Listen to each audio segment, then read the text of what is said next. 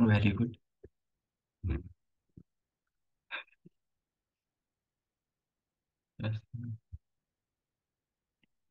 Very good. Brahmashri ಪಿತಾಮಹ Subhash ಪತ್ರಿಜಿಯವರಿಗೆ ವಂದಿಸುತ್ತಾ, Swarnamala Patriji ಅಮ್ಮನವರಿಗೆ ವಂದಿಸುತ್ತಾ, PSSM ಮೂಮೆಂಟ್ನ ಎಲ್ಲ pyramid ಮಾಸ್ಟರ್ಗಳಿಗೆ ವಂದಿಸುತ್ತಾ, ಹರಿವಾಯುಗುರುಗಳಿಗೆ ವಂದಿಸುತ್ತಾ, ಭಗವಂತ ನಾರಾಯಣನಿಗೆ ವಂದಿಸುತ್ತಾ, ಗ್ರ್ಯಾಂಡ್ ಮಾಸ್ಟರ್ ಪ್ರಬೋಧ ಅಚ್ಯುತ್ ಮಾಸ್ಟರ್ ಅವರಿಗೆ ವಂದಿಸುತ್ತಾ, ಲೋಕ ಕಲ್ಯಾಣಾರ್ಥವಾಗಿ ಅಂತ ನಡೀತಾ ಇರುವ ನಮ್ಮ ಈ ಧ್ಯಾನ ಯಜ್ಞದಲ್ಲಿ ಯೂಟ್ಯೂಬ್, ಜೂಮ್, ಫೇಸ್ಬುಕ್ನಿಂದ ಭಾಗವಹಿಸಿದಂತೆ ಎಲ್ಲ ಧ್ಯಾನ ಯೋಗಿ ಬಂಧುಗಳಿಗೆ ವಂದಿಸುತ್ತಾ, ನಮ್ಮ ಈ ಧ್ಯಾನ ಯಜ್ಞಕ್ಕೆ ಸಮಸ್ತ ಬ್ರಹ್ಮಾದಿ ದೇವತೆಗಳನ್ನ, ಯಕ್ಷಗಂಧರ್ವ ಕಿನ್ನರ ನಾಗರ ಚೈತನ್ಯವನ್ನ ಆವಾಹನೆಯನ್ನು ಮಾಡೋಣ. ಮೇಲಿನ ಲೋಕಗಳ ಎಲ್ಲ ಆಸ್ಟ್ರಲ್ ಮಾಸ್ಟರ್ಸ್, ಎನ್ಲೈಟೆಡ್ ಮಾಸ್ಟರ್ ಚೈತನ್ಯವನ್ನ ಆವಾಹನೆಯನ್ನು ಮಾಡೋಣ. ಸಪ್ತರ್ಷಿಗಳನ್ನ, ಸಪ್ತರ್ಷಿ ಪತ್ನಿಯರನ್ನ, ತ್ರಿಮೂರ್ತಿಗಳನ್ನ, ತ್ರಿಶಕ್ತಿಯರನ್ನ, ಸುಂದರ ಮಾತೆಯನ್ನ, ನಮ್ಮೆಲ್ಲರ ಪೂರ್ಣಾತ್ಮನನ್ನ ಆವಾಹನೆಯನ್ನು ಮಾಡೋಣ. ಸದಾನಂದ ಯೋಗಿಗಳು, ಮಹಾವತಾರ್ ಬಾಬಾಜಿ, ರಮಣ ಮಹರ್ಷಿಗಳು, ಲಹರಿ ಮಹರ್ಷಿಗಳು, ಸಾಯಿಬಾಬಾ, ಗುರು ರಾಘವೇಂದ್ರ ಸ್ವಾಮಿಗಳು, ಗುರು ದತ್ತಾತ್ರೇಯರು, ಬುದ್ಧ ಭಗವಾನರು, ಮಹಾವೀರರ ಚೈತನ್ಯವನ್ನ ಆವಾಹನೆಯನ್ನು ಮಾಡೋಣ. ಲೋಕ ಕಲ್ಯಾಣಾರ್ಥವಾಗಿ ಅಂತೇಳಿ ಯಾರೆಲ್ಲ ಕೂತು ತಪಸ್ಸು ಮಾಡ್ತಾ ಇದ್ದಾರೆ, ಧ್ಯಾನ ಮಾಡ್ತಾ ಇದ್ದಾರೆ, ಯೋಗಿಗಳು, ಸಿದ್ಧಪುರುಷರು, ಋಷಿಮುನಿಗಳು, ಹಿಮಾಲಯದ ಯೋಗಿಗಳು, ಅವರೆಲ್ಲರ ಚೈತನ್ಯವನ್ನು ಕೂಡ ನಮ್ಮ ಈ ಧ್ಯಾನ ಯಜ್ಞದಲ್ಲಿ ಆವಾಹನೆಯನ್ನು, ಮನುಷ್ಯ ರೂಪಿಯಾದ ಪರಬ್ರಹ್ಮ ಸ್ವರೂಪಿಯಾದ ಪರಮಾತ್ಮನನ್ನ ಆವಾಹನೆಯನ್ನು ಮಾಡ್ತಾ, ಅವರೆಲ್ಲರ ಚೈತನ್ಯ ಫ್ರೀಕ್ವೆನ್ಸಿ ನಾವೆಲ್ಲರೂ ಒಂದಾಗಿ ಈ ಧ್ಯಾನ ಯಜ್ಞದಲ್ಲಿ ಮುಂದುವರಿಯೋಣ ಅಂತ ಹೇಳ್ತಾ, ಮಾಸ್ಟರ್ಸ್ ನಾವೀಗಾಗಲೇ ರಾಮಾಯಣವನ್ನ ಚಿಂತನೆ ಮಾಡ್ತಾ ಇದ್ವಿ. ರಾಮಾಯಣದಲ್ಲಿ ಈಗಾಗಲೇ ರಾಮಚಂದ್ರ ತಾನು ಹೊರಟು ನಿಂತಿದ್ದಾನೆ. ರಾಮನೊಟ್ಟಿಗೆ ಸೀತಾಮಾತೆಯು ಕೂಡ ತಾನು ಹೊರಟಿದ್ದಾಳೆ. ಜೊತೆಗೆ ಲಕ್ಷ್ಮಣನು ಕೂಡ ತಾನು ಹೊರಟಿದ್ದಾನೆ. ಅದಕ್ಕೆ ಸರಿಯಾಗಿ ಎಲ್ಲ ಏನು ರಾಮ ಸೀತಾರಾಮರು ಎಲ್ಲ ತಾವು ದಾನ ಧರ್ಮಗಳನ್ನೆಲ್ಲ ಮಾಡಿದರು. ಲಕ್ಷ್ಮಣನಿಗೆ ನೀನು ಎಲ್ಲ ಆಯುಧಗಳನ್ನ ಸಿದ್ಧ ಮಾಡ್ಕೋ, ಆಯುಧಾಗಾರದಲ್ಲಿ ಹೋಗಿ ಇರುವಂತ ಎಲ್ಲ ಆಯುಧಗಳನ್ನ, ಅಂದ್ರೆ ಬಿಲ್ಲು ಬಾಣ ಅವ್ರದ್ದೆಲ್ಲ ಏನಿತ್ತು ಅದನ್ನೆಲ್ಲ ತಗೊಂಡು ನೀನು ಸಿದ್ಧನಾಗು, ನಾವು ಹೊರಟು ಬಿಡೋಣ, ಬಹಳ ಹೊತ್ತು ಇಲ್ಲಿ ಇರೋದು ಬೇಡ, ಆದಷ್ಟು ಬೇಗ ನಾವು ಇಲ್ಲಿಂದ ಹೊರಡ್ಬೇಕು ಅಂತ ಹೇಳಿ ಎಲ್ಲರೂ ಹೊರಟ್ರು. 3 ಜನ ತಾವು ಆ ರಾಜಬೀದಿಯಲ್ಲಿ ನಡ್ಕೊಂಡು ಬರ್ತಾ ಇದ್ದಾರೆ. ಈಗ ದಶರಥನ ಒಂದು ಏನು ಅರಮನೆ ಅಂತಃಪುರ ಏನಿದೆ ಅಲ್ಲಿ ಹೋಗ್ತಾ ಇದ್ದಾರೆ. ಕೊನೆಗೆ ಎಲ್ಲ ಅಲ್ಲಿ ಇಡೀ ಆ ಒಂದು ರಾಮ ಲಕ್ಷ್ಮಣ ಅವರೆಲ್ಲ ನಡ್ಕೊಂಡು ಬರ್ತಾ ಇದ್ದಾರೆ. ಇವ್ರು ಇಬ್ಬರುಗಳು ಅಂತ ಅಳ್ತಾ ಇದ್ದಾರೆ. ಯಾರು ಎಲ್ಲ ಇಡೀ ಜನ ಎಲ್ಲ ಅಳ್ತಾ ಇದ್ದಾರೆ, ಯೋ ರಾಮ ಹೊರಟು ಬಿಟ್ನಲ್ಲ. ಅವರೆಲ್ಲ ಅವ್ರಿಗೆ ಅವರೇ ಮಾತಾಡ್ತಾರೆ ಅಂತೆ. ಯಾಕೆಂದ್ರೆ ಇಂತಹ ರಾಮನನ್ನ ಕಾಡಿ ಕಳಿಸ್ಲಿಕ್ಕೆ ಹೊಂಟಿದ್ದಾನಲ್ಲ, ಎಂತ ರಾಜ ಇರ್ಬೋದು. ಹ ಅಥವಾ ಯಾರ ಬಾಯಲ್ಲಾದ್ರೂ ಯಾರಾದ್ರೂ ಇದನ್ನ ಒಪ್ಪಿ ಅಷ್ಟೇ ಅಲ್ಲ, ಇವತ್ತು ಯಾರು ನೋಡಿದ್ರು ರಾಮ ರಾಮ ರಾಮ ಅಂತ ಇದ್ದಾರೆ. ಅಂದ್ರೆ ರಾಮನನ್ನ ಬೇಡ ಅನ್ನೋರೇ ಇಲ್ಲ. ಯಾರು ಸಣ್ಣ ಆಡೋ ಮಕ್ಕಳಿಂದ ಹಿಡಿದು ಮುದುಕರವರೆಗೂ ರಾಮ ರಾಮ ರಾಮ ಅಂತ ಹೇಳಿ ರಾಮನನ್ನ ಬಯಸುವವರೇ. ಹಾಗಾಗಿ ಖಂಡಿತ ಏನೋ ಆ ರಾಜನಿಗೆ ಭ್ರಮೆ ಉಂಟಾಗ್ಬಿಟ್ಟಿದೆ. ಆದ್ರೆ ಈಗ ಹಾಗಾಗೋಲ್ಲ.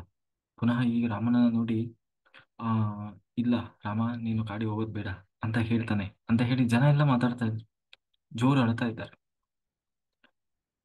ಕೊನೆಗೆ ಸುಮಂತ್ರ ಓಡಿ ಹೋಗಿ ಹೇಳಿದ, ಹೀಗೆ ರಾಮ ಬರ್ತಾ ಇದ್ದಾನೆ, ಆ ತಾನು ಅವನ ಜೊತೆಗೆ ಸೀತೆನೂ ಹೊರಟು ನಿಂತಿದ್ದಾಳೆ, ಜೊತೆಗೆ ಲಕ್ಷ್ಮಣನು ಹೊರಟಿದ್ದಾನೆ ಅಂತ ಹೇಳಿ ಹೋಗಿ ಸುಮಂತ್ರ ತಾನು ಹೇಳಿದ ಕೂಡಲೇ ಅವನು ದಶರಥ ಎಲ್ಲ ಅವನು ಕುಗ್ಗಿ ಹೋಗಿದ್ದಾನೆ. ಆ ಎಲ್ಲಾ ತನ್ನ ಪತ್ನಿಯರ ಒಂದು ಸಹಾಯದ ಜೊತೆಗೆ ತಾನು ಎದ್ನಂತೆ, ಎದ್ದು ಬಂದು ರಾಮ ಅಂತ ಹೇಳಿ ತಾನು ಬಂದ. ರಾಮ ಕೂಡಲೇ ಬಂದ, ಹಿಡ್ಕೊಂಡ ರಾಮ. ಅಲ್ಲ, ಯಾಕೆ ನೀವು ಇಷ್ಟು ಬೇಜಾರು ಮಾಡ್ಕೊಳ್ತಾ ಇದ್ದೀರಿ? ನಾನು ಹೋಗ್ತಾ ಇದ್ದೀನಲ್ಲ. ಯಾಕೆಂದ್ರೆ ನನಗೆ ಒಂದು ಸ್ವಲ್ಪವೂ ನನಗೆ ಖೇದ ಇಲ್ಲ. ಯಾಕೆಂದ್ರೆ ನಾನು ಸಾಮ್ರಾಜ್ಯವನ್ನು ಬಯಸಿದವನು ಅಲ್ಲ. ಆಮೇಲೆ ನನಗೆ ಹೋಗೋದ್ರಿಂದ ನನಗೇನು ದುಃಖನೂ ಇಲ್ಲ.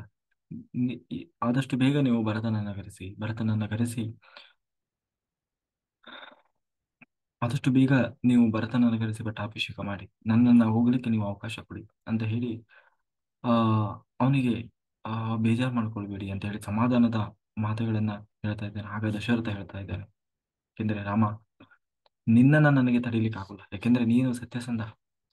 ನಿನಗೆ ಯಾಕೆಂದ್ರೆ ನೀನು ಈಗಾಗ್ಲೇ ನನ್ನ ಮಾತನ್ನ ಸತ್ಯ ಮಾಡಬೇಕು ಅಂತ ನಿಂತು ಬಿಟ್ಟಿದ್ದೀಯ.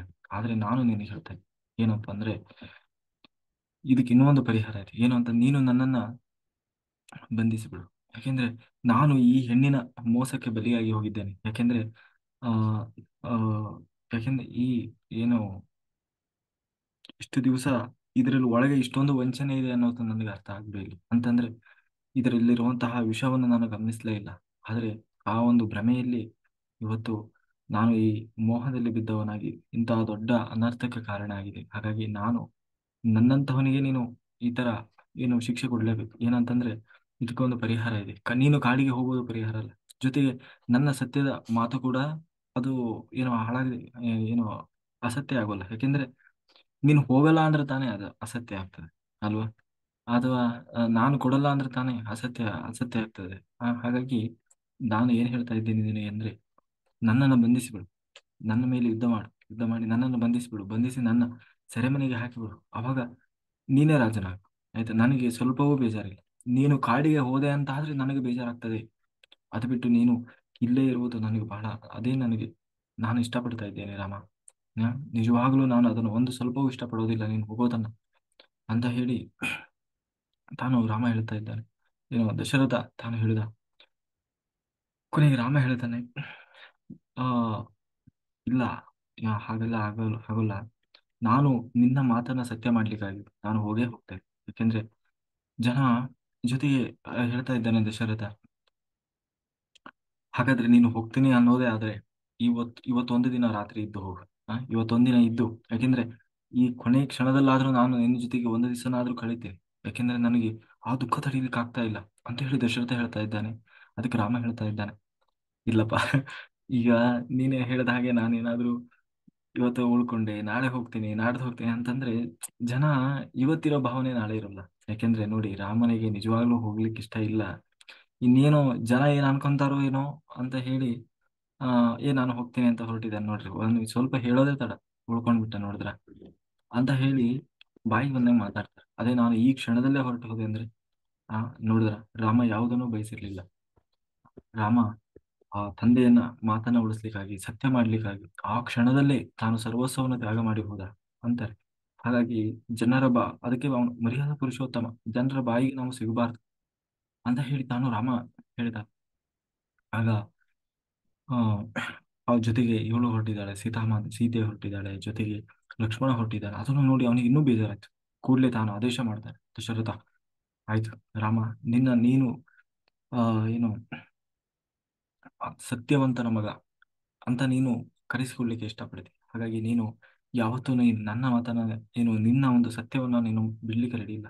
ಆದ್ರೆ ನಾನು ಹೇಳ್ತಾ ಇದ್ದೀನಿ, ಯಾವ ದಶರಥ ಎಲ್ಲ ಆದೇಶ ಮಾಡ್ತಾ ಇದ್ದಾರೆ. ಇಡೀ ತನ್ನ ಮಂತ್ರಿಗಳಿಗೆಲ್ಲ ಹೇಳ್ತಾ ಇದ್ದಾರೆ, ನೋಡಿ ಇವತ್ತು ರಾಮ ಹೋಗ್ತಾ ಇದ್ದಾನಲ್ಲ, ರಾಮನೊಟ್ಟಿಗೆ ಬರೀ ರಾಮ ಹೋಗೋದು ಮಾತ್ರ ಅಲ್ಲ, ಇಡೀ ನನ್ನಲ್ಲಿರುವಂತಹ ಎಲ್ಲಾ ಧನ ಕನಕ ಸಂಪತ್ತು ಅಂತ ಏನಿದೆ, ನಮ್ಮ ಎಲ್ಲಾ ಕೋಶ, ಇಡೀ ಸೈನ್ಯ ತುಕಡಿ ಎಲ್ಲವೂ ರಾಮನೊಟ್ಟಿಗೆ ಹೊರಟು ಬಿಡ್ಲಿ. ಇಲ್ಲಿ ಏನೇನು ಉಳಿಬಾರ್ದು. ಯಾರು ಶಿಲ್ಪಿಗಳಿದ್ದಾರೆ, ಯಾರು ಜನ ಇದ್ದಾರೆ, ಪ್ರತಿಯೊಬ್ಬರು ರಾಮನೊಟ್ಟಿಗೆ ಹೊರಡ್ಬೇಕು. ಅಂದ್ರೆ ಇಲ್ಲಿ ಯಾರು ಉಳಿಬಾರ್ದು ಅಂತ ಹೇಳಿ ಎಲ್ಲರೂ ರಾಮನೊಟ್ಟಿಗೆ ಹೊರಟು ಬಿಡೋಣ. ಎಲ್ಲಿ ರಾಮ ಹೋಗ್ತಾನೋ ಅಲ್ಲಿ ದಂಡಕಾರಣ್ಯದಲ್ಲಿ ಹೋದ್ರೆ ಅಲ್ಲೇ ನಾವು ಎಲ್ಲಾ ವ್ಯವಸ್ಥೆ ಮಾಡ್ಕೊಂಡು ಅಲ್ಲೇ ರಾಮನೊಟ್ಟಿಗೆ ಎಲ್ಲರೂ ಇದ್ದು ಬಿಡೋಣ. ಇವು ಈ ಕೈಕೇಯಿ, ಯಾರು ಭರತ, ಈ ಖಾಲಿ ರಾಜ್ಯದಲ್ಲೇ ಇರ್ಲಿ ಅವರು ಅಂತ ಹೇಳಿ ದಶರಥ ಒಂದೊಂದು ಆದೇಶದ ಮೇಲೆ ಆದೇಶ ಕೊಡ್ತಾ ಇದ್ದಾನೆ. ಅದನ್ನ ನೋಡಿ ಕೈಕೇಯಿಗೆ ಹೆದರಿ ಹೋಯ್ತು, ಏನಪ್ಪಾ ಇದು ಅಂತ ಹೇಳಿ. ಕೂಡ್ಲೆ ತಾನು ಅವಳು ಜೋರ್ ಮಾಡ್ತಾಳೆ, ಬೇಕಾಗಿಲ್ಲ ಇದು. ಯಾಕೆಂದ್ರೆ ಎಲ್ಲ ಜನ ಎಲ್ಲ ಹೋದ ಮೇಲೆ ಈ ಖಾಲಿ ರಾಜ್ಯದಲ್ಲಿ ಇದ್ಕೊಂಡು ಏನ್ ಮಾಡ, ನನಗೆ ಖಾಲಿ ರಾಜ್ಯ ಬೇಕಾಗಿಲ್ಲ. ನನ್ನ ಮಗನಿಗೆ ಈ ಕ್ಷಣದಲ್ಲಿ ಹೇಗಿದೆಯೋ ಸಂಪದ್ಭರಿತವಾಗಿ ಎಲ್ಲರನ್ನ ಕೂಡಿಕೊಂಡು ಅದೇ ರಾಜ್ಯ ಬೇಕಾಗಿದೆ. ಹಾಗಾಗಿ ನಾನು ಹೇಳಿದೆ ಕೇವಲ ರಾಮ ಹೋಗಬೇಕು ಅಂತ ಹೇಳಿ. ಅದು ಬಿಟ್ಟು ನೀವೆಲ್ಲಾ ಕಳಿಸಿದ್ರೆ ಮತ್ತೆ ಆ ಖಾಲಿ ರಾಜ್ಯ ತಗೊಂಡು ಏನ್ ಮಾಡ ಅಂತ ಹೇಳಿ ಪುನಃ ತಾನು ಆದೇಶ ಮಾಡ್ತಾನೆ. ನೀನು ಹೆದರಿಸ್ತಾ ಇದ್ದಾಳೆ, ಭಾರಿ ಕಾನೂನು ಮಾತಾಡ್ತಾ ಇದ್ದಾಳೆ ಇವ್ಳು. ಅದಕ್ಕೆ ನೀನ್ ಯಾಕೆ ಇಷ್ಟೆಲ್ಲ ನಾಟಕ ಮಾಡ್ತಾ ಇದ್ದಿ? ಯಾಕೆಂದ್ರೆ ನಿಮ್ಮ ವಂಶದವರು ಇದೇನು ಮೊದಲೇನಲ್ಲ. ಯಾಕೆಂದ್ರೆ ಮಗನನ್ನ ಹೊರಗೆ ಹಾಕಿದ್ದು. ಯಾಕೆಂದ್ರೆ ಹಿಂದೆ ಒಬ್ಬ ಇದೇ ರಘುವಂಶದಲ್ಲಿ ಬಂದವನು ಸಗರ ಮಹಾರಾಜ ಅಂತೇಳಿ ಅವನಿಗೆ ಒಬ್ಬ ಅಸಮಂಜಸ ಅಂತ ಮಗ ಇದ್ದ. ಅವನು ಅವನನ್ನು ಹೀಗೆ ರಾಜ್ಯದಿಂದ ಹೊರ ಹಾಕಿಬಿಟ್ಟಿದ್ದು. ಹಾಗಾಗಿ ನಿಮಗೆ ಈ ವಂಶದಲ್ಲಿ ರಾಜ್ಯದಿಂದ ಮಕ್ಕಳನ್ನ ಹೊರಗೆ ಹಾಕೋದ್ರಿಂದ ಹೊಸ ವಿಷಯ ಏನಲ್ಲ ಅಂತ ಹೇಳಿ ತಾನು ಜೋರು ಮಾಡ್ತಾಳೆ. ಕೂಡ್ಲೆ ಅಲ್ಲೊಬ್ಬ ಏನು ಮಂತ್ರಿ ಇದ್ದ, ಸಿದ್ಧಾರ್ಥ ಅಂತ ಹೇಳಿ, ಅವನು ಜೋರು ಮಾಡ್ತಾನೆ. ಏನ್ ಅನ್ಕೊಂಡಿದ್ದೀನಿ? ಆ ಅಸಮಂಜಸನಿಗೂ ರಾಮನಿಗೂ ಹೋಲಿಕೆ ಮಾಡ್ತಾ ಇದೀಯ? ಯಾಕೆಂದ್ರೆ ಅಸಮಂಜಸ ಅವನು ಅಷ್ಟು ದುಷ್ಟ ಇದ್ದ. ಯಾಕೆಂದ್ರೆ ಸಣ್ಣ ಸಣ್ಣ ಮಕ್ಕಳನ್ನೆಲ್ಲ ಕರ್ಕೊಂಡು ಹೋಗಿ ಬಾವಿ ಹತ್ರ ಕರ್ಕೊಂಡು ಹೋಗ್ತಿದ್ದಂತೆ. ಕರ್ಕೊಂಡು ಹೋಗಿ ನೋಡಿ ನೋಡಿ ಏನೋ ಕಾಣ್ತದೆ ಅಂತ ಹೇಳಿ ಬಗ್ಗಿ ನೋಡುವಾಗ ಕಾಲು ಎತ್ತಿ ಒಳಗೆ ಹಾಕಿಡುವಂತೆ. ಅಂದ್ರೆ ಅಷ್ಟು ದುಷ್ಟ. ಈ ಒಟ್ಟಿನಲ್ಲಿ ಹಂಗಾಗಿ ಅವನ ಉಪಟಳ ಅವನು ಇನ್ನು ಸಣ್ಣವನಿರುವಾಗ್ಲೇ, ಇನ್ನು ದೊಡ್ಡವನಾದ ಮೇಲಂತೂ ಎಷ್ಟು ಪ್ರಯತ್ನ ಮಾಡಿದ್ರು ಅವನ್ನ ಸರಿ ಮಾಡ್ಲಿಕ್ಕೆ ಆಗೋದು. ಅವನಿಗೆ ಸಗರ ಮಹಾರಾಜ ಅವನಿಗೆ ಬೇಜಾರಾಗಿ ಅಸಮಂಜಸನ ರಾಜ್ಯದಿಂದಲೇ ಗಡೀಪಾರು ಮಾಡಿದ, ತನ್ನ ಸ್ವಂತ ಮಗನಾಗಿದ್ರು ಕೂಡ.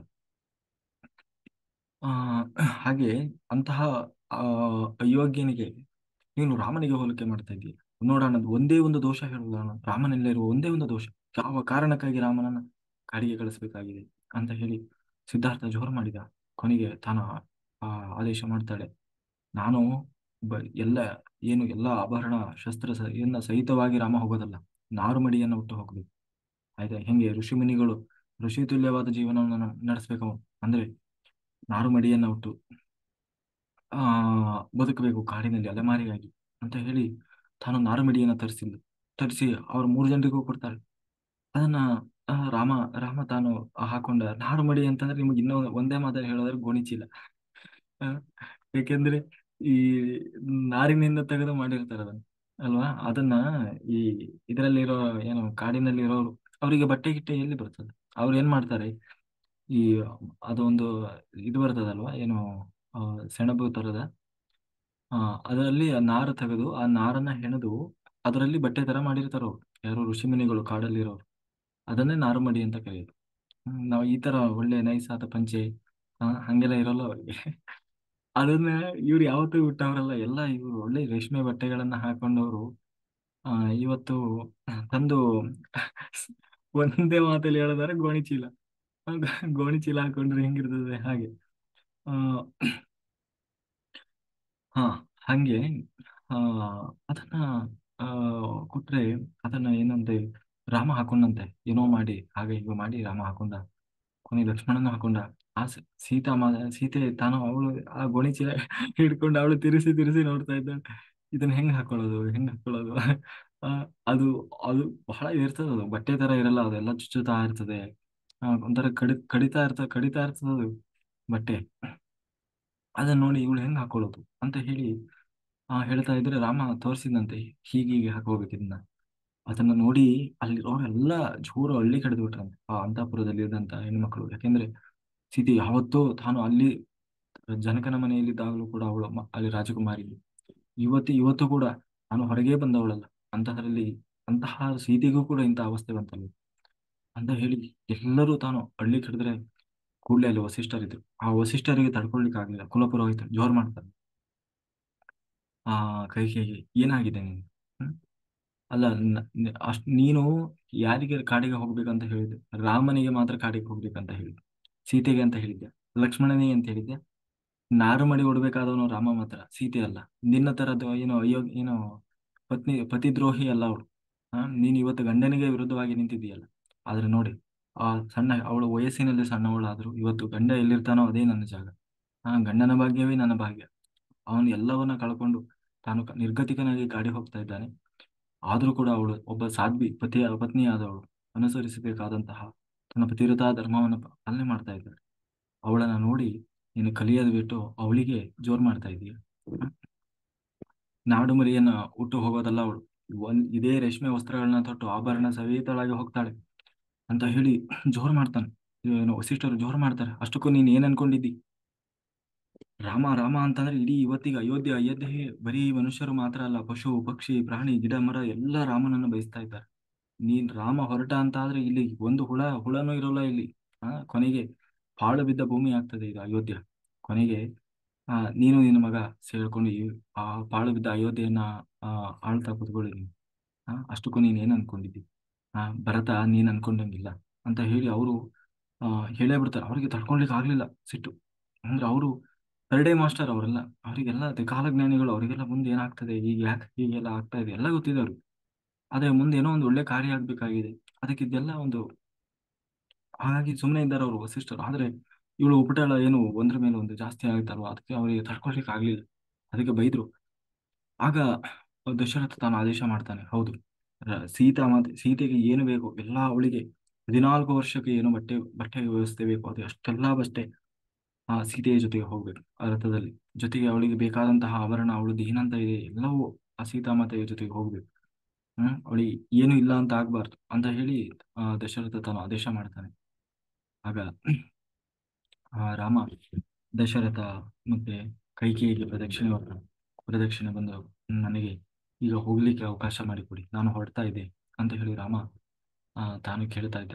ಕೊನೆಗೆ ಸೀತೆ ಆ, ನಮಸ್ಕಾರ ಮಾಡಿ ತನ್ನ ಅತ್ತೆ ಕೌಸಲ್ಯಗೆ ನಮಸ್ಕಾರ ಮಾಡ್ತಾ ಇದ್ದಾಳೆ. ಆಗ ಕೌಸಲ್ಯ ಹೊಗಳ್ತಾ ಇದ್ದಾಳೆ, ಎಂತಹ ಸಾಧ್ವಿ ನೀನು. ಯಾಕೆಂದ್ರೆ ಗಂಡನ ಕಷ್ಟದಲ್ಲೂ ಕೂಡ, ಯಾಕೆಂದ್ರೆ ಲೋಕದಲ್ಲಿ ಆ ಹೆಣ್ಣಿನ ಒಂದು ಇದೇ ಬೇರೆ ಇರ್ತದೆ. ಲೋಕದಲ್ಲಿ ಲೌಕಿಕವಾಗಿ ಹೆಣ್ಣು ಮಕ್ಕಳು ಹೇಗಿರ್ತಾರೆ, ಹ ಈ- ನಿನ್ ಕರ್ಮ, ನೀನು ಹೋಗು, ನಾನ್ಯಾಕೆ ಬರ್ಲಿ ಅಂತ ಹೇಳಿ ಆ ಹೇಳೋರೇ ಇರ್ತಾರೆ ಹೊರತು, ನಾನು ಹೇಳಿದ್ನ ನಿನಗೆ ಅಲ್ಲಿ ಹೋಗಿ ಅದನ್ನ ತಗೊಂಡು ಬಾ ಇದನ್ನ ತಗೊಂಡು ಬಾ ಅಂತ ಹೇಳಿ, ನಿನ್ ಕಟಿಂದಾಗಿಂದ ನಂದು ಇದೇ ಆಗೋಯ್ತು. ನಿನಗೇನೋ ಇದು ಅಂದ್ರೆ ಕಾಡಿಲ್ಲಿ ಹೋಗೋದು, ನಾನು ಯಾಕೆ ಬರ್ಲಿ ನಿನ್ ಜೊತೆ ಕಾಡಿಗೆ ಅಂತ ಹೇಳಿ. ಅಂದ್ರೆ ಲೋಕದಲ್ಲಿ ಹೆಣ್ಣು ಮಕ್ಕಳ ಒಂದು ಆಲೋಚನೆ ಬೇರೆ ಇರ್ತದೆ. ಅಂಥದ್ರಲ್ಲಿ ಇವತ್ತು ನೀನು ಗಂಡನಿಗೆ ಯಾವ ಪ್ರಶ್ನೆಯನ್ನು ಮಾಡದೆ ನೀನು ಯಾಕೆ ಹೇಳಿ, ಯಾಕಂದ್ರೆ ನಾನು ಹೇಳ್ದಂಗೆ ದೊಡ್ಡ ವಾದ ಮಾಡ್ತಾ ಇದ್ರು, ಕಾನೂನು ಮಾತಾಡ್ತಾ ಇದ್ರು. ಇಲ್ಲ ಅಂದ್ರೆ ಇವತ್ತಿನ ಹೆಣ್ಣು ಅಥವಾ ಬೇರೆ ಹೆಣ್ಣು ಮಕ್ಕಳಾದ್ರೆ ನಾವು ಹೈಕೋರ್ಟಿಗೆ ಹೋಗೋಣ, ಸುಪ್ರೀಂ ಕೋರ್ಟಿಗೆ ಹೋಗೋಣ, ನಮ್ದು ನ್ಯಾಯ, ನಮ್ದು ಕಾನೂನು ಅಂತ ಹೇಳಿ ದೊಡ್ಡ ಹೋರಾಟ ಮಾಡೋದು. ಆದ್ರೆ ಯಾವುದನ್ನು ಪ್ರಶ್ನೆ ಮಾಡ್ಲಿಲ್ಲ. ಬದಲಾಗಿ ನೀವೆಲ್ಲಿ ಹೋಗ್ತೀರೋ ಅಲ್ಲೇ ಅಂತ ಹೇಳಿ ತಾನು ಹೊರಟು ನಿಂತಿದ್ದ. ಆ ಎಂತಹ ಸಾಧ್ವಿ. ಯಾಕೆಂದ್ರೆ ಈ ಹೆಣ್ಣು ಮಕ್ಕಳು ಅಂದ್ರೇನೆ ಚಂಚಲ. ಈ ಒಂದ್ ಸ್ವಲ್ಪ ಹೊತ್ತು ಇದ್ದಾಗ ಇನ್ನೊಂದ್ ಸ್ವಲ್ಪ ಹೊತ್ತು ಇರಲ್ಲ. ಹಾಗೆ ಪತಿಯೇ ದೈವ ಅಂತ ಹೇಳಿ ನೀನು ಹೊರಟಿದ್ಯಲ್ಲ, ಖಂಡಿತ ನಿನಗೆ ಯಶಸ್ವಿ ಆಗಲಿ, ಖಂಡಿತ ನಿನಗೆ ನೀನು ಕೀರ್ತಿ ಸಿಗಲಿ ಅಂತ ಹೇಳಿ ಆ ಕೌಸಲ್ಯ ತನ್ನ ಸೊಸೆಗೆ ತಾನು ಹಾರೈಸಿದ್ಲು. ಕೊನೆಗೆ ಸುಮಿತ್ರೆ, ಲಕ್ಷ್ಮಣ ಹೋದ. ಸುಮಿತ್ರೆ ಅಂದ್ರೆ ಆ ಲಕ್ಷ್ಮಣನ ತಾಯಿ ಸುಮಿತ್ರೆ ಹೇಳ್ತಾ ಇದ್ದಾಳೆ, ಮಗನೇ, ನಿನ್ನನ್ನ ಹೆತ್ತಿದ್ದೇ ನಾನು ರಾಮನ ಸೇವೆ ಮಾಡ್ಲಿಕ್ಕಾಗಿ ಅಂತ. ಯಾವ ತಾಯಿ ಹೇಳ್ತಾಳೆ? ಅಯ್ಯ, ಅವನ್ ಕರ್ಮ ಅದು, ಅವನ್ ಹೋದ್ರೆ ಹೋಗ್ತಾನೆ, ನಿನಗೆ ಯಾಕೆ ಬಂದೈತಿ, ನೀನ್ ಚೆನ್ನಾಗಿರೋ ಇಲ್ಲಿ ಅಂತ ಹೇಳಿ ಯಾರು ಕಳಿಸ್ಕೊಡ್ತಾರೆ ಇವತ್ತಿನ ಕಾಲದಲ್ಲಿ ಅಲ್ವ? ಅಂತಂದ್ರೆ ಅದರಲ್ಲೂ ರಾಮನ ಸೇವೆ ಮಾಡು ಅಂತ ಹೇಳಿ ಯಾರು ಹೇಳ್ತಾರೆ? ಹೋದ್ರೆ ಹೋಗ್ಲಿ, ಸುಮ್ಮನಿರ, ಅವನ ಕರ್ಮ ಅದು, ಎಂತ ಮಾಡ್ಲಿಕ್ಕೆ ಆಗೋಲ್ಲ, ನೀನ್ ಯಾಕೆ ಹೋಗ್ತಿ? ಹ್ಮ್ ಸುಮ್ಮನೆ ಅಂತ ಹೇಳಿ ಆ, ಬಹಳ ಇದ್ ಮಾಡ್ತಾರೆ. ಅಂದ್ರೆ ಬಹಳ ಏನು ಸಂಕುಚಿತವಾಗಿ ಯೋಚನೆ ಮಾಡ್ತಾರೆ. ಆದ್ರೆ ರಾಮನಿಗೆ ಅವಳು ಹೇಳ್ತಾ ಇದ್ದಾಳೆ, ನೋಡಪ್ಪ, ನೀನ್ ಹುಟ್ಟಿದ್ದೇ ರಾಮನಿಗಾಗಿ. ಅಂದ್ರೆ ಹಾಗಂತ ನೀನು ರಾಮನ ಜೊತೆ ಹೋದಾಗ ನೀನು ರಾಮನಿಗೆ ಹೊರೆ ಆಗ್ಬಾರ್ದು, ಅಥವಾ ನೀನೇ ರಾಮನಿಗೆ ಕಷ್ಟ ಕೊಡೋಂಗ ಆಗ್ಬಾರ್ದು. ಹಾಗಾಗಿ ನೀನು ರಾಮನ ಸೇವೆ ಮಾಡ್ಲಿಕ್ಕೆ ಅಂತ ಹೋಗು, ರಾಮನ ಸೇವೆ ಮಾಡ್ತಾ ಇರು. ಅದ್ರ ಜೊತೆಗೆ ನಿನಗೆ ಇವತ್ತಿನಿಂದ ನಾನು ತಾಯಿಯಲ್ಲ, ದಶರಥ ನಿನಗೆ ತಂದೆಯಲ್ಲ, ರಾಮನೇ ನಿನಗೆ ತಂದೆ, ಸೀತೆಯೇ ನಿನ್ನ ತಾಯಿ ಅಂತ ಹೇಳಿ ಸುಮಿತ್ರೆ ಲಕ್ಷ್ಮಣನಿಗೆ ಹೋಗಿ ಮಗನೇ ಅಂತ ಹೇಳಿ ಆಶೀರ್ವಾದ ಮಾಡಿ ಕಳಿಸಿದ್ಲು. ಕೊನೆಗೆ ಈ ಕಡೆ ಎಲ್ಲರೂ ತಾವು ಹೊಡ್ತಾ ಇದ್ದಾರೆ. ಸುಮಂತ್ರನಿಗೆ ಹೇಳಿದ ರಾಮ, ನಾವು ರಥವನ್ನ ತೆಗೆ ಹೊರಡೋಣ ಅಂತ ಹೇಳಿ ಆ ರಥವನ್ನ ಏರಿದರು ಇಬ್ರು. ಎಲ್ಲರೂ 3 ಜನ ರಥವನ್ನ ಹತ್ತಿದ್ದಾರೆ. ಇಡೀ ಜನ ಎಲ್ಲ ಗಳುವಂತ ಅಳ್ತಾ ಇದ್ದಾರೆ. ಇಡೀ ಅಯೋಧ್ಯೆ ಆ ಇಡೀ ರಾಜ ಬೀದಿಯಲ್ಲಿ ಎಲ್ಲ ಜನ ಸೇರಿಬಿಟ್ಟಿದ್ದಾರೆ, ಗಳುವಂತ ಅಳ್ತಾ ಇದ್ದಾರೆ. ಯಾವಾಗ ರಥ ಹೊಂಟಿತು, ಇಡೀ ಆ ಜನ ಎಲ್ಲ ಓಡಿ ಹೊಂಟ್ಬಿಟ್ರು. ಬೇಡ, ನಾವೆಲ್ಲ ಹೊಂಟು ಬಿಡೋಣ, ಏನು ಬೇಡ ಇದು. ಯಾಕೆಂದ್ರೆ ಹೇಳ್ತಾರೆ ರಾಮಾಯಣದಲ್ಲಿ ಎಷ್ಟು ಚೆನ್ನಾಗಿ ವರ್ಣನೆ ಮಾಡ್ತಾರೆ ಅಂದ್ರೆ, ಆ ಸಮಯದಲ್ಲಿ ಒಬ್ಬ ತಾಯಿ ತಾನು ಏನು ಒಂದು ಮಗುವಿಗೆ ಜನ್ಮ ಕೊಟ್ಲಂತೆ. ಆ ಮಗುವಿಗೆ ತಾನು ಶಾಪ ಹಾಕಿಲ್ಲಂತೆ, ಇದು ಎಂತಹ ಪಾಪಿ ಮಗು ಇರ್ಬೋದು. ಯಾಕೆಂದ್ರೆ ಇಂತಹ ದುಃಖ ಸ್ಥಿತಿಯಲ್ಲಿ ಹುಟ್ಟಿದೆ ಅಲ್ವಾ ಇದು. ಯಾಕೆಂದ್ರೆ ರಾಮನ್ನ ಕಳ್ಕೊಳ್ತಾ ಇದ್ದೀವಿ ನಾವು, ಇಂತಹ ದುಃಖದಲ್ಲಿ ಇದ್ದೀವಿ, ಇಂತಹ ಕೆಟ್ಟ ಸಮಯದಲ್ಲಿ ಹುಟ್ಟಿದೆ ಅಲ್ವಾ ಇದು ಅಂತ ಹೇಳಿ ಆ ಆ ತನ್ನ ಹುಟ್ಟಿದ ಮಗುವಿಗೂ ಕೂಡ ತಾಯಿ ಶಾಪ ಹಾಕಿಲ್ಲ ಅಂತೇಳಿ. ಅಂದ್ರೆ ಅಷ್ಟು ದುಃಖದಲ್ಲಿ ಇಡೀ ಅಯೋಧ್ಯೆ ಮುಳುಗಿ ಹೋಗಿತ್ತು. ನನಗೆ ಎಲ್ಲರೂ ಆ ಒಂದು ದುಃಖ ತಡಿಲಿಕ್ಕಾಗದೆ ಎಲ್ಲರೂ ಹೊರಟು ಬಿಟ್ರಂತೆ. ನಾವು ಎಲ್ಲಿ ರಾಮನೋ ಅಲ್ಲಿ ನಾವು, ಆಯ್ತಾ, ರಾಮನಿಲ್ಲದ ಅಯೋಧ್ಯೆ ನಮಗೆ ಬೇಡ ಅಂತ ಹೇಳಿ ಎಲ್ಲರೂ ರಾಮನ ಹಿಂದೆ ಓಡಿ ಹೊಂಟ್ಬಿಟ್ರು. ಅದಕ್ಕೆ ರಾಮ ಹೇಳ್ತಾ ಇದ್ದಾನೆ, ಸುಮಂತ್ರನಿಗೆ ಬೇಗ ಬೇಗ ಓಡಿಸು, ಜೋರ್ ಓಡಿಸು. ಯಾಕೆಂದ್ರೆ ಸ್ವಲ್ಪ ಹೊತ್ತು ಓಡಿ ಬರ್ತಾರೆ, ಆಮೇಲೆ ಸುಮ್ಮನೆ ಆಗ್ಬಿಡ್ತಾರೆ. ಕೊನೆಗೆ ಅದಕ್ಕೆ ಸರಿಯಾಗಿ ಅವರೆಲ್ಲ ಸುಮಂತ್ರನಿಗೆ ಜೋರ್ ಮಾಡ್ತಾ ಇದ್ದಾರಂತೆ, ಏಯ್ ನಿಧಾನ ಓಡ್ಸವ್ ಅಂತ ಹೇಳಿ. ಕೊನೆಗೆ ದಶರಥನ ಜೋರು ಕೂಗ್ತಾ ಬಂದ, ಸುಮಂತ್ರ ನಿಧಾನ ಓಡಿಸು ಅಂತ ಹೇಳಿ. ಕೊನೆಗೆ ರಾಮ ಹೇಳ್ದ, ನಿಧಾನ ಮಾತ್ರ ಮಾಡ್ಬೇಡ, ಜೋರ್ ಓಡ್ಸು ನೀನು. ಅಲ್ಲ, ನೀನ್ ಈಗೇನೋ ಹೇಳ್ತೀಯ, ಮತ್ತೆ ವಾಪಸ್ ಬಂದ್ಮೇಲೆ ರಾಜ ಕೇಳ್ತಾನೆ, ನೀನೇನೋ ಹೋಗ್ಬಿಡ್ತೀಯ ಅವಾಗ, ನೀನು ನನಗೆ ಕೇಳಿಸ್ಲಿಲ್ಲ ಜನರು ಇದರಲ್ಲಿ ಅಂತ ಹೇಳು ಅಷ್ಟೇ ಅಂತ ಹೇಳಿ. ರಾಮ ಯಾಕೆ ಹಾಗೆ ಹೇಳ್ತಾ ಇದ್ದಾನೆ ಅಂದ್ರೆ, ನೋಡು, ಇಲ್ಲಿ ನಾನು ಎಷ್ಟೊತ್ತು ಇರ್ತೀನಿ ಅಷ್ಟೊತ್ತು ಅವರು ದುಃಖ ಸಾಗರದಲ್ಲಿ ಇರ್ತಾರೆ, ಆದಷ್ಟು ಬೇಗ ನಾನು ಕಣ್ಮರೆ ಆಗ್ಬೇಕು ಅಂತ ಹೇಳಿ ತಾನು ಹೊರಡ್ತಾ ಇದ್ದಾನೆ. ಜೊತೆಗೆ ಎಲ್ಲಾ ಜನ ಅಳ್ತಾ ಇದ್ದಾರೆ. ಕೆಲವರು ಮುದುಕರು, ಸಣ್ಣ ಸಣ್ಣ ಮಕ್ಕಳನ್ನೆಲ್ಲ ಹಿಡ್ಕೊಂಡು ಎಲ್ಲ ನಾವು ಹೋಗ್ಬಿಡೋಣ, ರಾಮ ಎಲ್ಲಿ ಎಲ್ಲ ತಾವು ಎಲ್ಲ ಬಟ್ಟೆ ಮರಿ ಎಲ್ಲ ಕಟ್ಕೊಂಡು ಹೊಂಟು ಬಿಟ್ಟಿದ್ದಾರೆ, ಮಕ್ಕಳು ಮರಿನೆಲ್ಲ ತಗೊಂಡು. ಕೆಲವ್ರಂತೂ ಗಂಡನನ್ನ ಮರೆತಿದ್ದಾರಂತೆ ಕೆಲವರು, ಹೆಂಡತಿಯನ್ನೇ ಮರೆತು ಬಿಟ್ಟಿದ್ದಾರಂತೆ ಕೆಲವರು. ಅಂದ್ರೆ ಎಲ್ಲಾ ಬಿಟ್ಟು ಹೊಂಟು ಬಿಟ್ಟಿದ್ದಾರೆ ಒಟ್ಟಿನಲ್ಲಿ. ಹಿಂದೆ ಓಡಿ ಓಡಿ ಹೋಗ್ತಾರೆ ಕೆಲವರು, ಬಿದ್ದು ಎದ್ದು ಕುಂಟು ಎಲ್ಲಾ ಕೈ ಕಾಲು ಇಲ್ದವರು ಎಲ್ಲರೂ ತೆವಳ್ತಾ ತೆವಳ್ತಾ ಹೊರಟು ಬಿಟ್ಟಿದ್ದಾರೆ. ಅದು ಕೊನೆಗೆ ಬಹಳ ದೂರ ಹೋದ್ಮೇಲೆ ರಾಮ ಹೇಳ್ತಾನೆ, ಇಲ್ಲ ರಥವನ್ನು ನಿಲ್ಸು ನೀನು. ರಥವನ್ನ ನಿಲ್ಲಿಸಿ, ಯಾಕೆಂದ್ರೆ ಪಾಪ ಓಡಿ ಬರ್ತಾನೆ ಇದ್ದಾರೆ ಇನ್ನು. ಕೊನೆಗೆ ನಿಲ್ಲಿಸಿ, ಕೊನೆಗೆ ಅವ್ರ ಜೊತೆಗೆ ನಡ್ಕೊಂಡು ಹೊರಟ್ನಂತೆ. ಹಾ ಯಾಕೆ ನೀವು ಇಷ್ಟೆಲ್ಲ ನನ್ನ ಇದ್ ಮಾಡ್ತಾ ಇದ್ದೀರಿ? ಖಂಡಿತ ನಾನು ಶಾಶ್ವತವಾಗಿ ಹೋಗ್ತಾ ಇಲ್ಲ. ಕೇವಲ 14 ವರ್ಷ. ಹೀಗಾಗಿ ಹೋಗ್ತದಾಗಿನ 14 ವರ್ಷ ಬಂದ್ಬಿಡ್ತದೆ. ಹಾ ಅಂತ ಹೇಳಿ, ಅಷ್ಟೇ ಅಲ್ಲ, ನೀವು ನನ್ನ ಜೊತೆಗೆ ಬರೋದ್ರಿಂದ ರಾಜನಿಗೆ ಅವಮಾನ ಮಾಡಿದಂಗೆ ಆಗ್ತದೆ ಅಲ್ವಾ? ಹಾಗಾಗಿ ನಾವು ರಾಜನಿಗೂ ಕೂಡ ನಾವು ಗೌರವ ಕೊಡ್ಬೇಕು ಅಂತ ಹೇಳಿ ತಾನು ಹೇಳಿದ.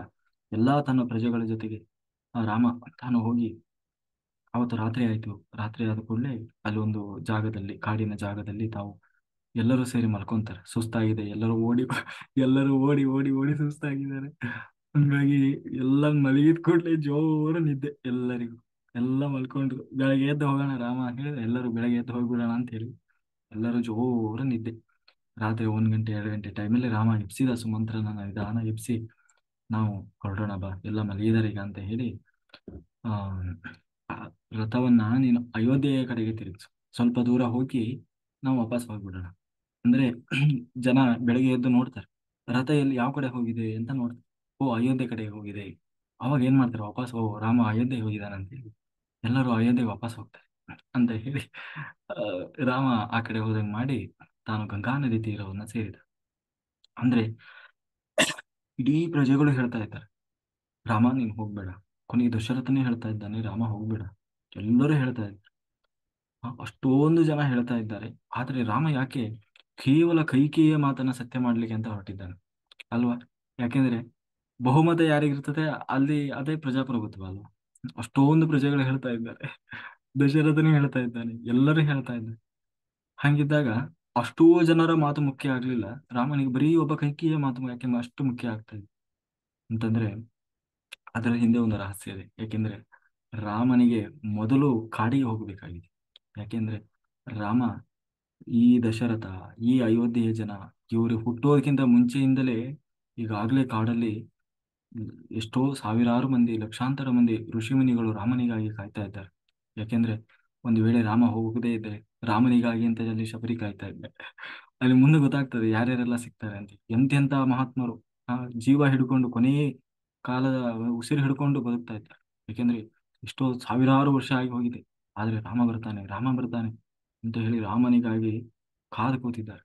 ಹಂಗಾಗಿ ರಾಮ ರಾಮ ಅದನ್ನೇ ಹೇಳಿದ್ದು, ನನಗೆ ಅಯೋಧ್ಯೆ ಬೇರೆ ಅಲ್ಲ, ಕಾಡು ಬೇರೆ ಅಲ್ಲ. ಯಾಕೆಂದ್ರೆ ಇಲ್ಲೂ ನನ್ನ ಭಕ್ತರಿದ್ದಾರೆ, ಅಲ್ಲೂ ನನ್ನ ಭಕ್ತರಿದ್ದಾರೆ.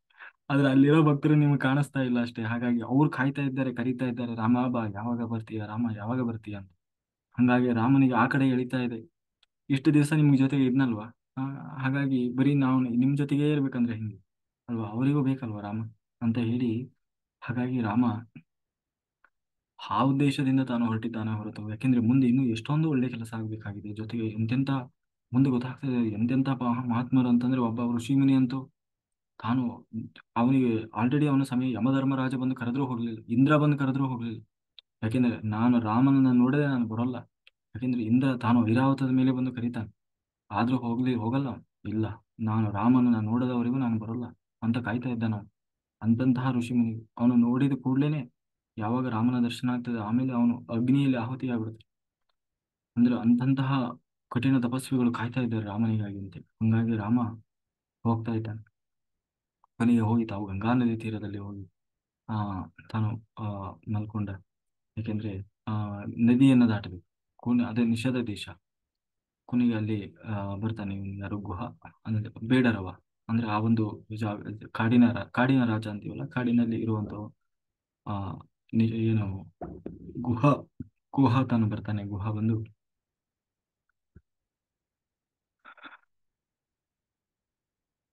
ಹ್ಮ್ ಆ ಗುಹ ತಾನು ರಾಮನನ್ನ ಹೇಳ್ತಾನೆ, ನೋಡು ರಾಮ, ನಿನಗೆ ಈ ಇದು ನಿನ್ನದೇ ಸಾಮ್ರಾಜ್ಯ, ಯಾಕೆಂದ್ರೆ ನಾನು ಕೂಡ ನಿನ್ನ ಸೇವಕನೇ ಅಂತ ಹೇಳಿ ಆ ರಾಮ ಆ ಗುಹನನ್ನ ತಪ್ಪಿಕೊಳ್ತಾನೆ. ತಂದ್ಕೊಂಡು ಆ, ನೀನೇನು ನಿನಗೆ ಏನು ಬೇಕು ವ್ಯವಸ್ಥೆ ಅದೆಲ್ಲ ವ್ಯವಸ್ಥೆ ನಾನು ಮಾಡಿಕೊಡ್ತೇನೆ. ಯಾಕೆಂದ್ರೆ ಇದು ನಾನಲ್ಲ ಈಗ ರಾಜ, ನನ್ನ ಈ ಸಾಮ್ರಾಜ್ಯ ನಿನ್ನದೇ ಅಂತ ಹೇಳಿ ಅವನು ರಾಜ್ಯವನ್ನೇ ಅವನಿಗೆ ಅರ್ಪಣೆ ಮಾಡ್ತಾನೆ ರಾಮನಿಗೆ. ಆದ್ರೆ ರಾಮ ಅದೆಲ್ಲ ನನಗೇನು ಬೇಕಾಗಿಲ್ಲಪ್ಪ, ಯಾಕೆಂದ್ರೆ ನಾನು ಬಂದ ಉದ್ದೇಶವೇ ಬೇರೆ ಇದೆ. ನೀನು ಅಂತ ಹೇಳಿ ಕೊನೆಗೆ ಅವನಿಗೆ ಬೇಕಾದಂತಹ ಎಲ್ಲ ಉಪಚಾರ ಸತ್ಕಾರವನ್ನೆಲ್ಲ ಮಾಡಿದ.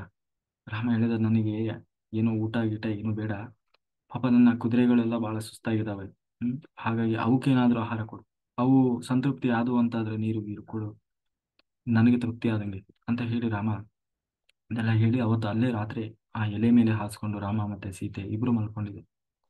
ಕೊನೆಗೆ ರಾತ್ರಿ ಗುಹಾ ಎಷ್ಟೋ ಹೊತ್ತಿಗೆ ಎದ್ದು ನೋಡ್ತಾನೆ, ಲಕ್ಷ್ಮಣ ತಾನು ಕುತ್ಕೊಂಡಿದ್ದ ಗುಡಾಕೇಶನ. ಅವತ್ತಿಂದಲೇ ಗುಡಾಕೇಶ ಆದವ ಯಾರು ಲಕ್ಷ್ಮಣ. ನಿದ್ದೆ ಇಲ್ಲ ಅವನಿಗೆ ಅವತ್ತಿಂದ. ಗುಹಾ ನೋಡಿ ಯೋಚನೆ, ಏನಪ್ಪ ಇವನು, ಯಾಕೆ ಲಕ್ಷ್ಮಣ ಯಾಕೆ ಮಲಗಿಲ್ಲ ನೀನು, ಏನಾಯ್ತು ಅಂತ. ಇಲ್ಲ, ನಾನು ಬಂದಿದ್ದೇ ರಾಮನ ಸೇವೆ ಮಾಡ್ಲಿಕ್ಕಾಗಿ ಅಂತ. ಹಾಗಾಗಿ ರಾಮನನ್ನ ಕಾಯ್ತಾ ಇದ್ದೇನೆ, ಯಾಕೆ ನಿದ್ದೆಯನ್ನೂ ಮಾಡದೆ.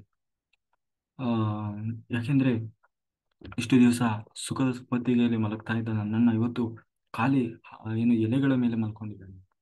ನನ್ನ ನನ್ನ ಅತ್ತಿಗೆ.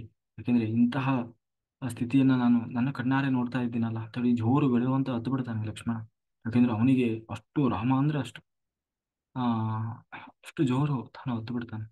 ಕೊನೆಗೆ ಆ ಗುಹನು ಕೂಡ ತಾನು ಅವನಿಗೆ ಸಮಾಧಾನ ಮಾಡ್ತಾನೆ. ಪುನಃ ಆಯ್ತು ನೀನ್ ಮಲ್ಕೋ ಅಂದ್ರೂ ಕೂಡ ಲಕ್ಷ್ಮಣ ತಾನು ಮಲಗೋಲ್ಲ. ಹಾಗೆ ಅವತ್ತಿನಿಂದ ರಾಮನ ಸೇವೆ ಮಾಡ್ತಾನೆ. ರಾಮನೇನು ಲಕ್ಷ್ಮಣ ಕಾಯ್ಬೇಕಾಗಿಲ್ಲ, ಲಕ್ಷ್ಮಣನನ್ನು ಕಾಯ್ತಾ ಇರೋದೇ ರಾಮ. ಆದ್ರೆ ಅವನಿಗೊಂದು ಸೇವಾ ಭಾಗ್ಯ ಅಪ್ಪ. ಆ, ಈಗ ಈಗ ಹಂಗೆ ನಾವು ದೇವಸ್ಥಾನದಲ್ಲಿ ಹೋಗಿ ದೇವರಿಗೆ ಅನ್ನ ಮಾಡೋದು, ಊಟ ಮಾಡಿಸೋದು, ಪ್ರಸಾದ ಕೊಡೋದು, ನೈವೇದ್ಯ ಮಾಡೋದು, ಏನೇನೋ ಮಾಡ್ತಾ ಇದ್ವಿ ಅಲ್ಲ. ಅವನೇ ಕೊಟ್ಟದ್ದ, ಅವನೇ ಕೊಟ್ಟ ಹೂವು, ಅವನೇ ಕೊಟ್ಟ ಪ್ರಸಾದ, ಅವನೇ ಕೊಟ್ಟ ಅನ್ನ, ಎಲ್ಲ ನೀರು ಎಲ್ಲದೂ ದೇವರದೇ. ಆದ್ರೂ ನಾವು ಮಾತ್ರ ಈ ದೇವ್ರಿಗೆ ಕೊಡದೆ ನಾವು ಕೂಡ ತಿನ್ನಂಗಿಲ್ಲ. ನಮ್ದು ನಂದು. ಆಮೇಲೆ ದೇವಸ್ಥಾನಕ್ಕೆ ಹೋದ್ರೆ ಅದು ನಂದು, ಅದು ಆ ಹಣ್ಣುಕಾಯಿ ನಂದು, ಆ ಹಣ್ಣುಕಾಯಿ ಚೀಲ ನಿಂದು. ಆ, ಯಾವುದು ಹೀಗೆ ಅಂದ್ರೆ ನಮ್ಮಲ್ಲಿ ಅದು ಏನಂತಂದ್ರೆ ಅಲ್ಲಿ ದೇವರದು ಅನ್ನೋ ಭಾವನೆ ಅಲ್ಲ, ಒಟ್ಟಿಗೆ ನಂದು. ಒಂದು ಸೇವಾ ಭಾಗ್ಯ ಅಷ್ಟೆ. ಹಾಗೆ ಆ ಕೊನೆಗೆ ಆ ಗಂಗಾ ನದಿಯನ್ನ ದಾಟ್ತಾರೆ ಗುಹನ ಒಂದು ಸಹಾಯದಿಂದ. ಅದನ್ನು ನಾವು ನಾಳೆ ದಿವಸ ನೋಡೋಣ ಅಂತ ಹೇಳ್ತಾರೆ. ಕಾಯೇನ ವಾಚಾ ಮನಸೇಂದ್ರಿಯೋ ಬುದ್ಧ್ಯಾತ್ಮನಾವ ಪ್ರಕೃತಿ ಸ್ವಭಾವತಃ ಕರೋಮಿ ಯದ್ಯತ್ ಸಕಲಂ ಪರಸ್ಮೈ ನಾರಾಯಣಾಯತಿ ಸಮರ್ಪಯಾಮಿ.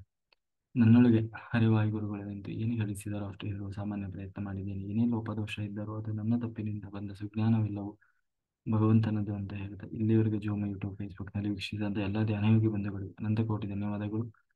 Thank you, thank you, thank you. ಸರ್ವಂ ಶ್ರೀಕೃಷ್ಣ ಅರ್ಪಣಮಸ್ತು ಮಾಸ್ಟರ್ಸ್. ಯಾರಿಗಾದರೂ ಏನಾದ್ರು ಡೌಟ್ಸ್ ಇದ್ರೆ ಹ್ಯಾಂಡ್ ರೈಸ್ ಮಾಡಿ ಮಾತಾಡಿ. ಬೇಗ ಬೇಗ ನಾವು ಧ್ಯಾನ ಶುರು ಮಾಡೋಣ. ಓಕೆ. ಯಾರ್ಯಾರದೆಲ್ಲ ಮಂಡಲ ಆಯ್ತು, ಕಂಪ್ಲೀಟ್ ಆಯ್ತು, ಯಾರ್ಯಾರು ಇನ್ನೂ ಸ್ಟ್ರಕ್ ಆಗಿದ್ದೀರಿ, ಯಾರ್ಯಾರು ಎಷ್ಟೆಷ್ಟು ಮಂಡಲ ಅದು ನೋಡೋಣ. ಹಾಕಿದ್ರೆ ಅಲ್ಲಿ ಮೆಸೇಜ್ ಹಾಕಿ ನೋಡೋಣ ಟೆಕ್ಸ್ಟ್ ಅಲ್ಲಿ ಯಾರ್ಯಾರ್ದು ಸಾಧನೆ ಹೇಗೆ ನಡೀತಾ ಇದೆ.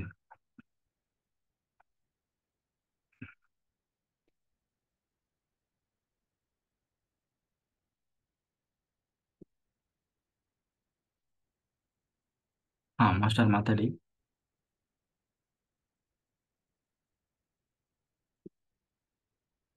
ಕಾವ್ಯ ಮೇಡಮ್ ಮಾತಾಡಿ, ಅನ್ಮ್ಯೂಟ್ ಮಾಡಿ.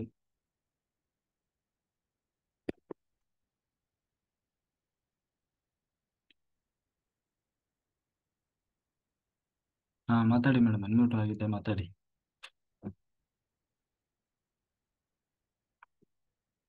ಕಾವ್ಯ ಮೇಡಮ್ ಬೇಗ ಬೇಗ ಮಾತಾಡಿ.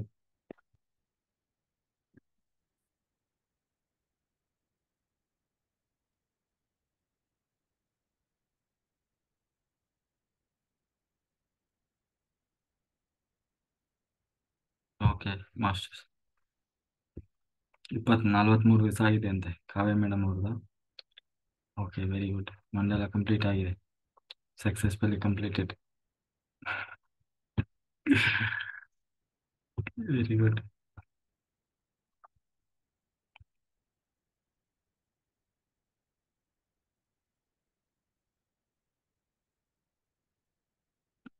ಓಕೆ ಮಾಸ್ಟರ್, ನಾವು ಧ್ಯಾನ ಶುರು ಮಾಡೋಣ. ಎಲ್ಲರೂ ವಾಟರ್ ರೆಡಿ ಮಾಡ್ಕೊಳ್ಳಿ, ಆಯ್ತಾ?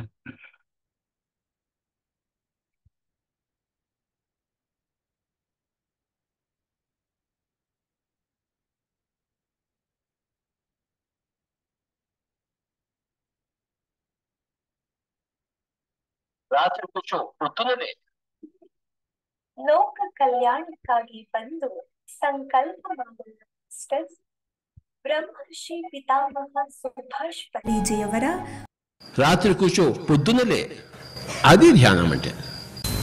రోజు రాత్రి కళ్ళు రెండు మూసుకుని కూర్చోవడం మొదలుపెట్టాడు. ఒక రాత్రి అయిపోయింది.